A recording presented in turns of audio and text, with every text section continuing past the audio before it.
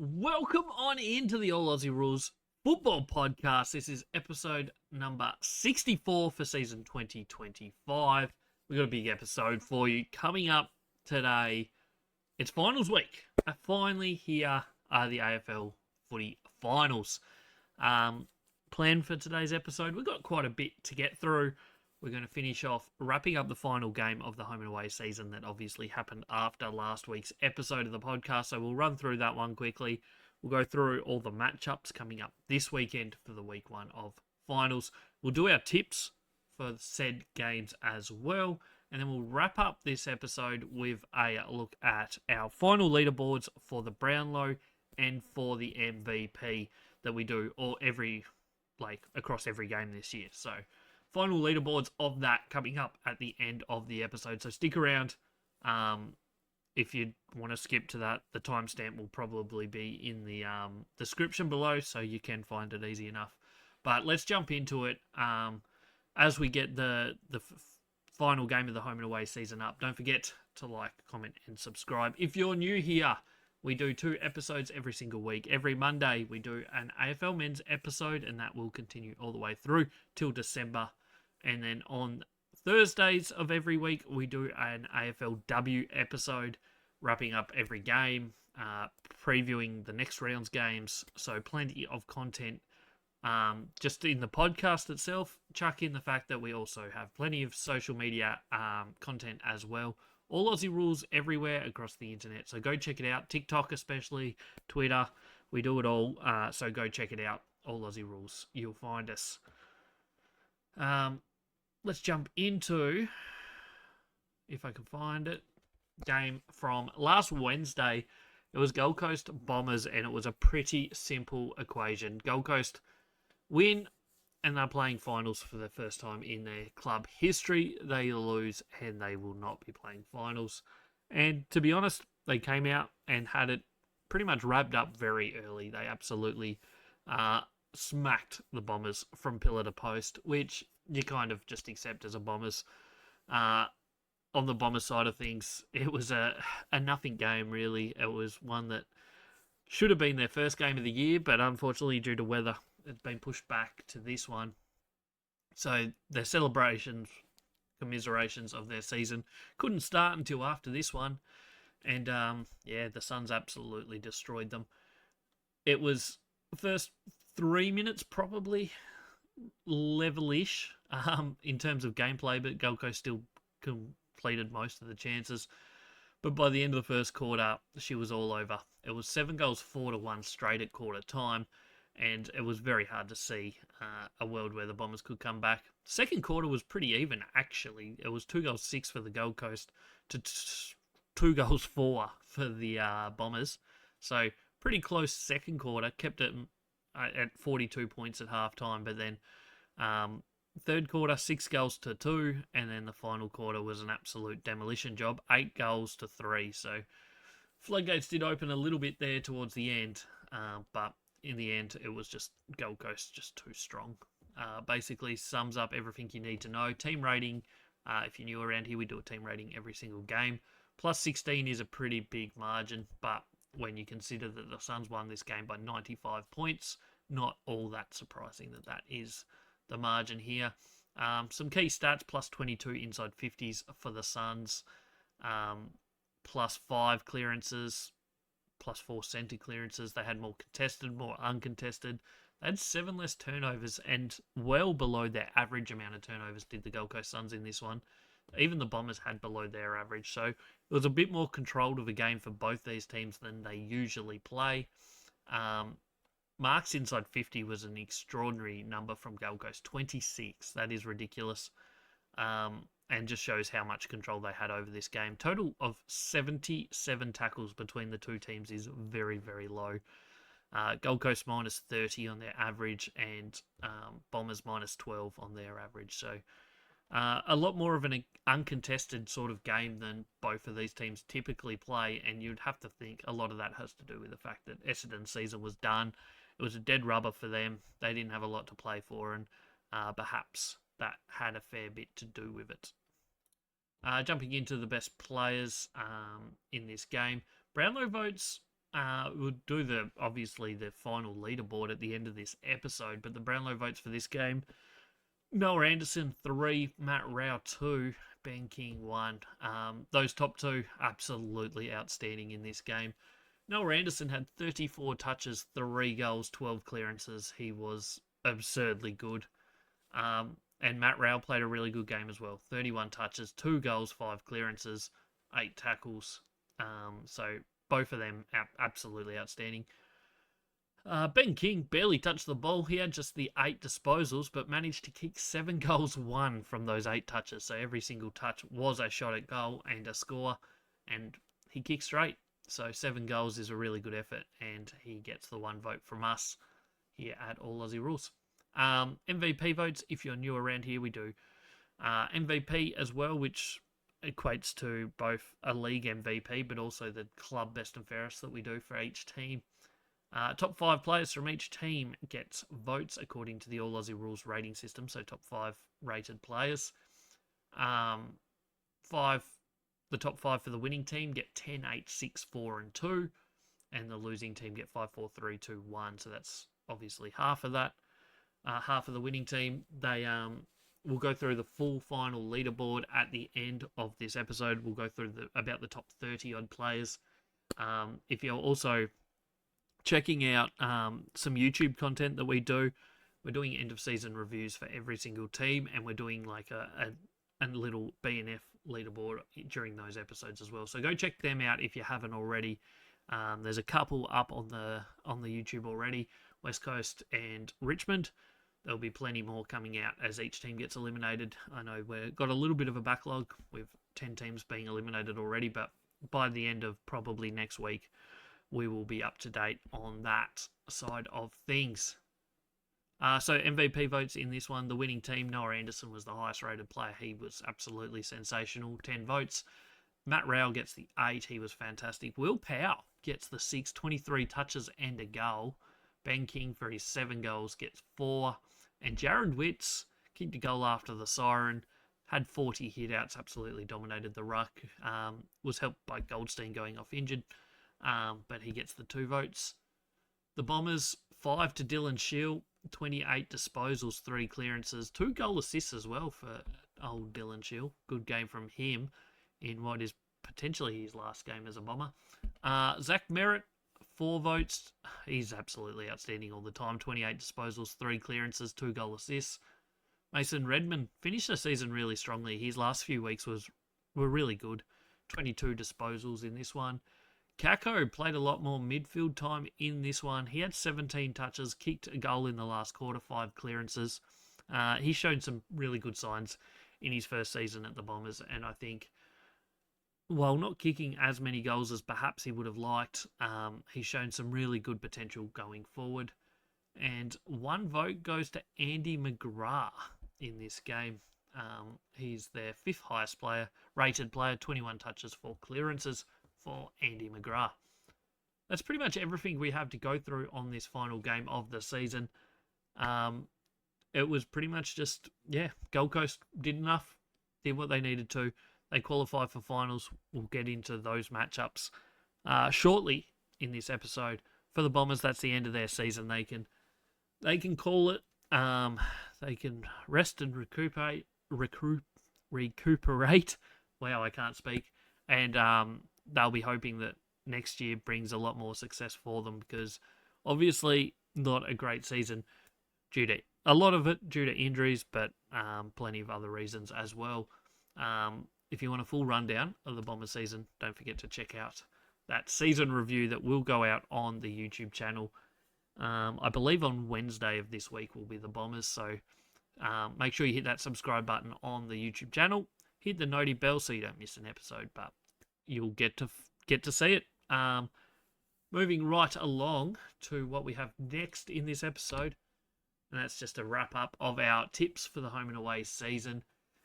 We were already 6 of 9, as we had already discussed in last week's episode. We did get that last one right. Obviously, we were 50 points off on the margin, so we weren't that close, but we get the tick nonetheless. 7 of 10 in the final week. Wraps us up at 150 for the season out of the 207 matches. So not too bad. not too great. We'll go into our our finals tips shortly in this episode. Hopefully we can go 9 for 9 in our finals tips. We'll see how that happens. But we'll move into this weekend's matchups. And there they are. That is what is coming your way this weekend. Week 1 of the finals, 2 qualifying finals, 2 elimination finals. Kicks off on Thursday night. It will be Adelaide Collingwood at the Adelaide Oval. First versus fourth. Obviously, the loser does get a second chance. Massive game. Rematch of a game that these two teams played only 3 weeks ago against each other. So that is going to be a big one. Friday night is the second qualifying final. That will be at the MCG. Geelong, Brisbane, rematch of last year's preliminary final in which Brisbane got over the line in an absolute classic game. If this one lives up to that, that will be very, very big and very good. Saturday afternoon, we're heading up to Sydney for NG Stadium. GWS v Brisbane in an elimination final. 5th versus 8th. Loser goes home. Big game, that one. And then we round out week 1 of the finals with Fremantle v Gold Coast. That will be at Optus Stadium. Gold Coast first ever final. Massive, massive game, that one, to round out the week 1 of finals. We'll now do match previews of each match, starting with Thursday night. It's Adelaide Collingwood. The All Aussie Rules rating system has Adelaide a fair way up, 20 points expected winning margin for the Crows. They've been sensational all season, so it's hard to tip against them. They obviously won this matchup 3 weeks ago against Collingwood, only by 3 points, but they did get over the line, and it certainly wasn't their best performance, so that helps them. Collingwood do have a good record at Adelaide Oval and against Adelaide. Up until that time, they'd won 10 in a row against Adelaide and 10 in a row at Adelaide Oval before they dropped that last one. So it's going to be an interesting one, obviously. Collingwood overall record against Adelaide, outstanding. What we make of that, I don't know too much. Adelaide are going to be starting favourites. Not that surprising. They finished top of the ladder. The form of Collingwood is probably quite poor, whereas Adelaide's is quite good. Over the last 5 weeks, they've won them all. They smacked Port Adelaide. They beat Hawthorn. They weren't great against West Coast. They snuck over the line against Collingwood, and they just beat North Melbourne in the final round. So their form isn't sensational, but it's been winning form. Whereas Collingwood, their form is the exact opposite. Their last 5 weeks, they beat Richmond, then they lost to Brisbane in Melbourne by 20-odd points, got smacked by Hawthorn, lost to Adelaide by 3 points, even though they dominated a fair chunk of that game, and then only just got over the line against Melbourne by 6 points last round of the season. So it ends up with Collingwood sitting 4th on the ladder and having a trip to Adelaide. It's going to be a cracking game. If it lives up to the hype of their matchup recently, it will be a cracker. These two teams have played a lot of close games over recent years. Something like, I couldn't tell you the exact number, but like 6 out of 10, I think, have been within a kick. It's a ridiculous head-to-head matchup these two teams consistently have been putting forward. So I think this is a cracker to start our finals series off with. And that's Thursday night at Adelaide Oval. I should hopefully be an absolute cracking game. We'll go into my tip shortly, but there's some really good matchups in this one, head-to-head wise, so I'm looking forward to it immensely. We'll probably also release a preview video just specifically for this match later in the week as well on the YouTube channel, so check that out. Moving into Friday night football, and it's Geelong-Brisbane. As we said, it's a rematch of last year's preliminary final, in which it was a bit of a back and forward game, but in the end, Brisbane snuck across the line by 10 points. It was a ripping game. All Aussie Rules rating system has Geelong slightly ahead, even though Brisbane's form on the road has been really good this year. Geelong by 6 points. Brisbane have actually won the last few matchups between these two teams. They beat them down at GMHBA Stadium early this year when Geelong kicked absolutely shocking in front of goal, 6 goals 15. They beat them up in Brisbane earlier in the year by 9 points, and then, as we said, in that prelim final last year by 10 points. Suggests that Brisbane have a very, very good chance in this one to knock off the Cats. The Cats will be favourites.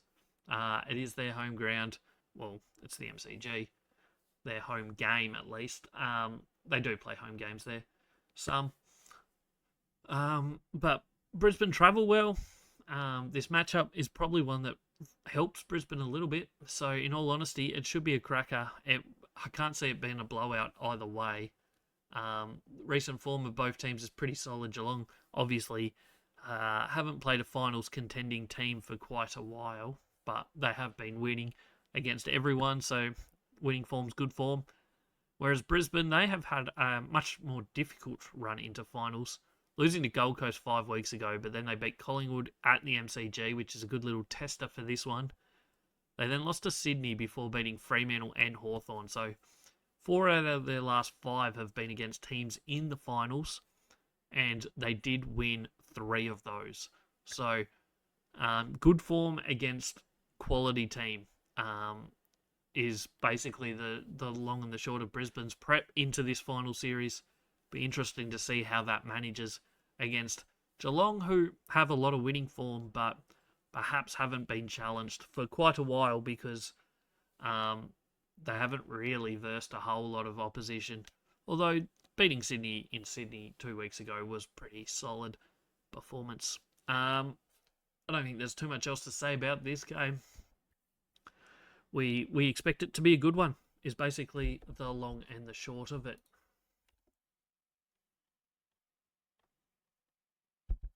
Moving on to the elimination finals. Both of them will be taking place on Saturday. The first one will be up in Sydney. Just ignore that graphic. It's definitely not Marvel Stadium. That should say NG Stadium. That is my mistake. I obviously forgot to change that one. But GWS v Hawthorn. Giants will be starting slight favourites in this one. Obviously, it is their home game. Loser goes home. Winner progresses to play the loser of Collingwood Adelaide game. So that will be a tantalising matchup for whoever wins this one. All Aussie Rules rating system has the Giants ahead, plus 2.98 to a plus 1.33, which equates to an 8-point win for the Giants. What do we make of this matchup?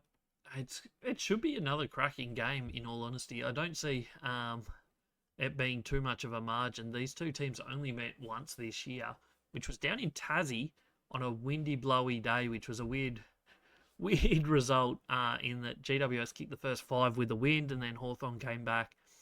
Ended up kicking really poorly in front of goal, did the Hawks. 10 goals, 16 on the day, but they won the match by 12 points. So that's the only time they've met this year. They met a couple times last year. The second time was GWS's home game, which the Giants won by 2 points. Earlier on in the year, it was the Hawthorn home game, and Hawthorn won that one by 6 points. So, some close matchups again between these two teams. It seems to be the way that this first week of finals is kind of shaping up. The first 3 matches, at least. Historically, the two teams have matched up, have had really close matches. So maybe that's what we're going to get. It's always possible that we'll get 3 blowouts. But on history alone, it looks like potentially some really cracking games. And I think on paper, that is the way it reads as well. Both teams, pretty solid form. GWS have won 4 of their last 5 to qualify with a home final. They're only lost that really bad one against the Bulldogs at Marvel Stadium about a month ago. Other than that, they haven't beaten much in that little run. They did beat the Suns in their second last game of the year by 25 points or whatever it was, 35, with a pretty solid performance. So that one was good. Other than that, it's St Kilda, North and Sydney that they've beat. So it's solid form without being outstanding. Whereas on the other side of the fence, Hawthorn, they're 3-2 across the last 5. Their 2 losses against first and third on the ladder in Adelaide and Brisbane, so not bad losses. Both of them on the road. Their 3 wins: Carlton, solid; smack Collingwood, which was a really good performance, and beat Melbourne. So their form's pretty solid as well. Both teams going into this with a little bit of confidence. Both teams trying to progress through to a semi-final. Both teams last year lost semi-final weekend. So one of them will progress to that stage again, whereas one will not. Pretty much the long and the short of it. Hopefully a cracking game. We'll do my tips shortly, but it certainly looks like it should be a close one on paper. Moving on to the final elimination final, and it's Saturday night. It'll be 7:35 Australian Eastern Time, so 5:35 local time. Kickoff at Optus Stadium. Fremantle hosting Gold Coast in the Suns' first ever finals match. Dockers will start heavy favourites due to it being in Freo. They also have a pretty solid record against the Suns as well. All Aussie Rules rating system actually has Gold Coast in front here. Fremantle are the one anomaly in this rating system. To be honest, they consistently are winning games that they don't rate that well in, and they don't rate that well post-game, but they still win it. So make of that what you will, but they're like the one team that consistently is very, very much against the ratings, but we'll see how it plays out. Gold Coast are rated to win by 9 points according to that system. They met earlier this year, just the once in round 12, which was on the Gold Coast, and the Freo Dockers actually won it. This was like the kind of, maybe the turning point in the Freo season, was this road win against Gold Coast. It was the patch where they just started to link in some wins together and really get their season going and give them confidence in that back half of the year. So to win that by 11 points on the Gold Coast should give them a bit of confidence into hosting this game and potentially knocking off the Suns and progressing to a semi-final. Obviously, the winner of this game will be either heading to Brisbane, to the Gabba to play Brisbane, or to the MCG to play Geelong. So that's what's on the cards for the winner of this match.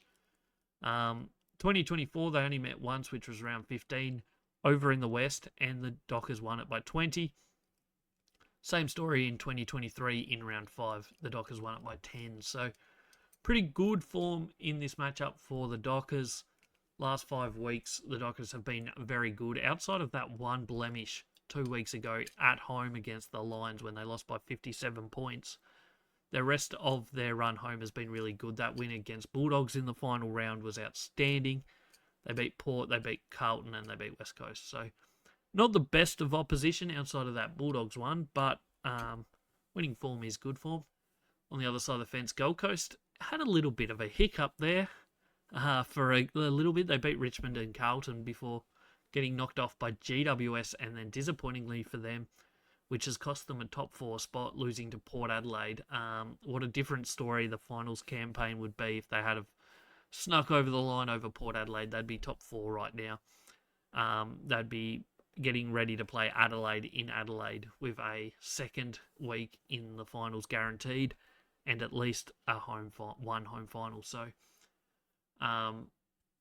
yeah, different story for them. But they did come out and smack the Bombers, so they got themselves going a little bit there, back into some form. But it's going to be a tough one. It's a tough road trip all the way across the country to play a very in-form Fremantle team.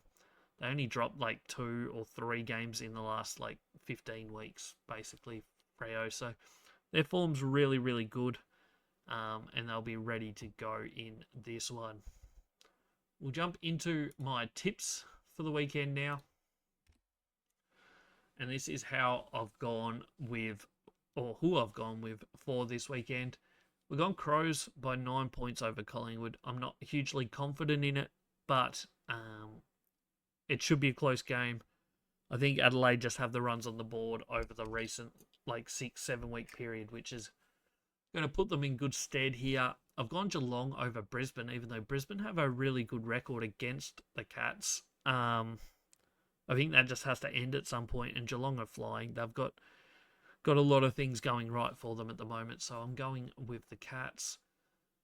We've gone Giants over the Hawks once again, just because it's a Giants home game. I know Hawthorn played pretty well against the Giants, but when it's been a Giants home game, Giants have done pretty well. So I think they get over the line potentially here.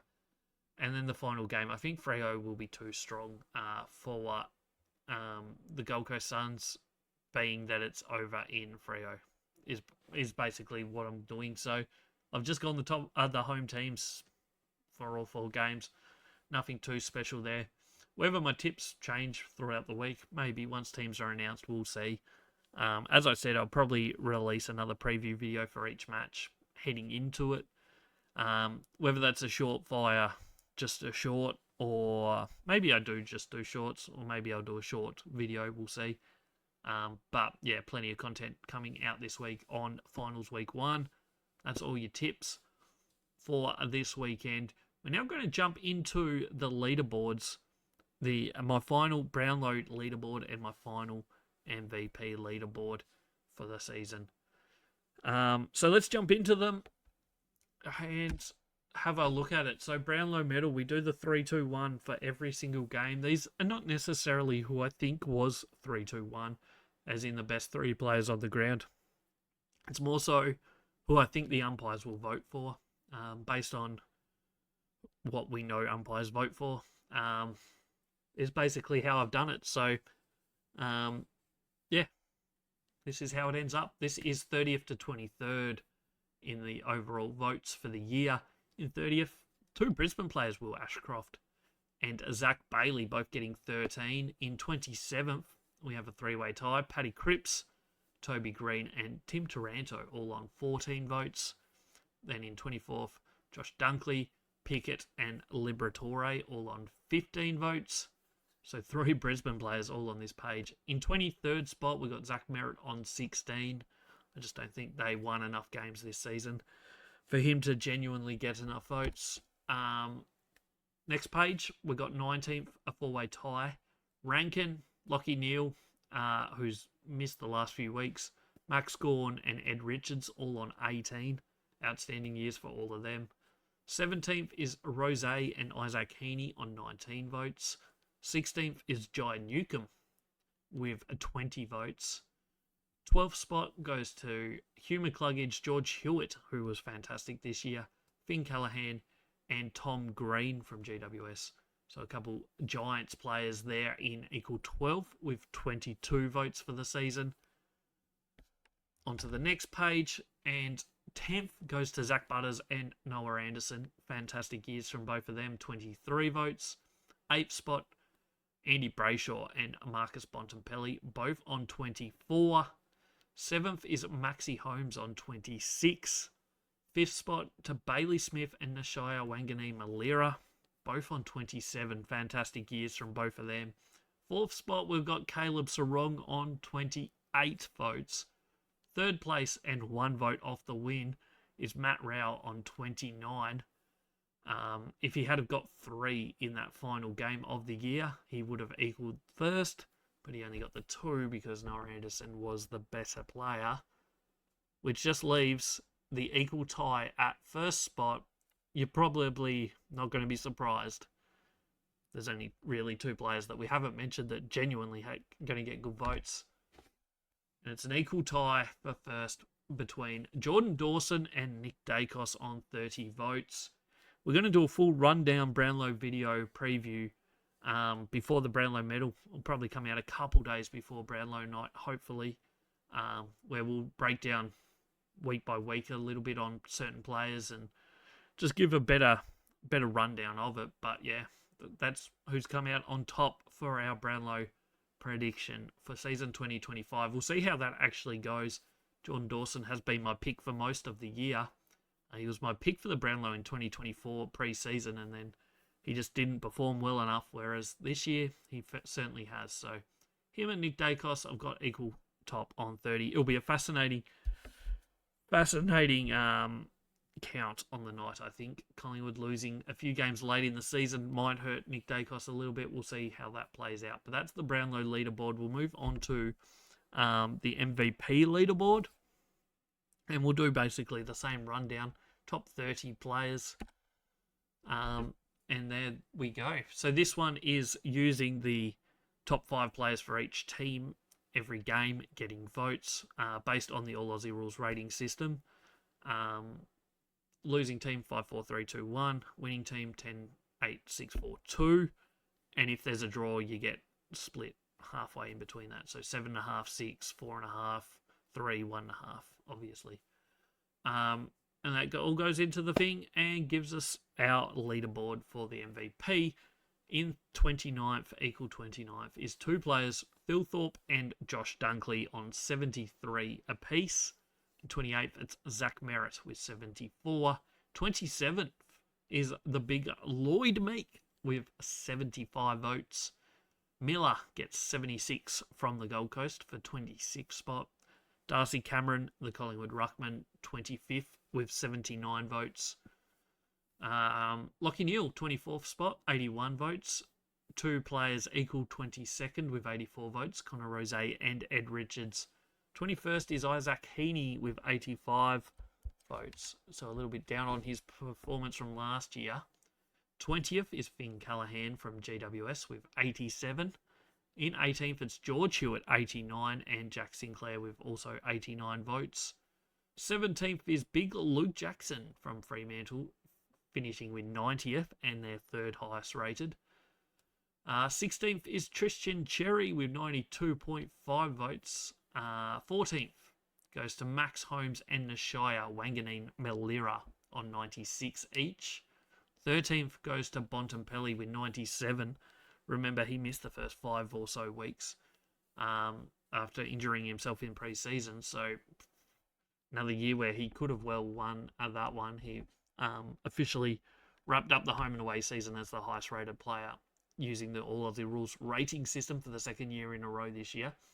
12th goes to Andy Brayshaw with 98 votes. 10th is a tie between Tom Green and Brodie Grundy, both on 102. With a couple weeks to go, with about a month to go, Brodie Grundy looked like a genuine chance to win it all, but just faltered a little bit in scoring. Obviously missed a game, or basically 2 games with concussion. 9th, Jordan Dawson, 103. 7th is a tie between Sarong and Butters, another player that missed a little bit of action early season. They both finish on 104. 6th place goes to Nick Dacos with 110 votes. Maxi Gawn, another season where he had a fantastic year. He got 112 votes.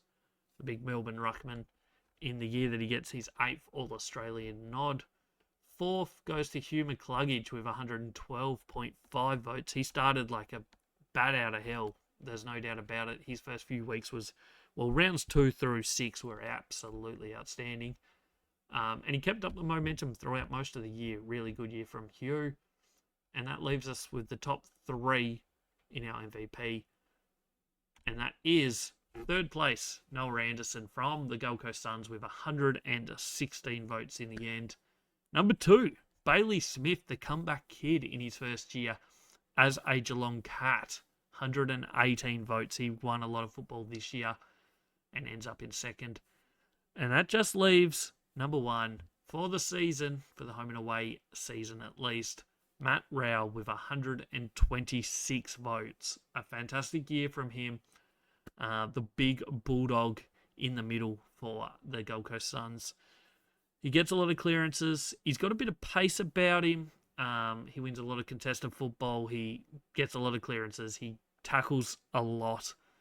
Fantastic year from him. And he rated as their number 1 player throughout the MVP race for the year, ending on 126. That's pretty much all we have for you in this podcast episode. Before you run away, don't forget to hit that subscribe button. We've got plenty of content coming out every single day. Next podcast episode, We'll be out on Friday previewing this weekend's AFLW action. Round 4 coming up in the AFLW this week. We'll also be reviewing the round 3 matches of that. There's going to be plenty of season reviews going out over the next few weeks. Every single club will have a season review, so go check them out on the YouTube channel. Don't forget to hit up all the socials. We've got content going out every single day, whether it's on Twitter, Instagram, TikTok, you name it, we got it. So go check all that out. My name's Jay. This was the All Aussie Rules Football Podcast, episode 64. If this was your first time, I hope you enjoyed. If you're a return viewer, I appreciate you. And yeah, I'll see you on the next one.